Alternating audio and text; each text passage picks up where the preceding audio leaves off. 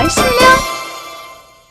嗨，大家好，我是徐薇老师，大家来学客家话。哎呦，我今天教的这一集呢，徐薇老师是流着口水教的，因为要教大家客家美食。第一句话，我最喜欢吃菜包和9层板哦。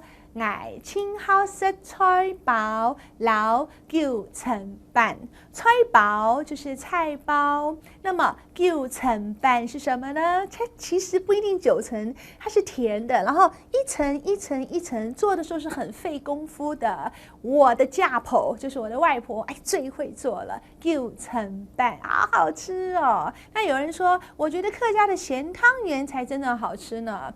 我吃到，我就是我，吃到就是我感觉，我认为是这样。我吃到客家鸡，客家就是客家，鸡就是的，客家鸡咸拌盐，长青好食。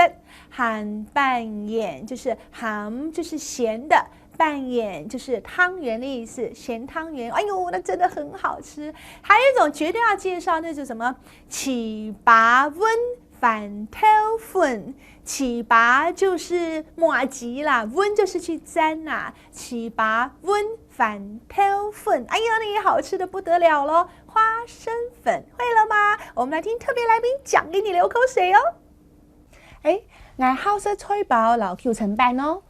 我吃到客家嘅咸拌盐真好吃。哦嘿哦哈，像糍粑温饭头粉吗？等好食咯，耶！老师问你哦，软软的麻糬沾花生粉怎么说呢？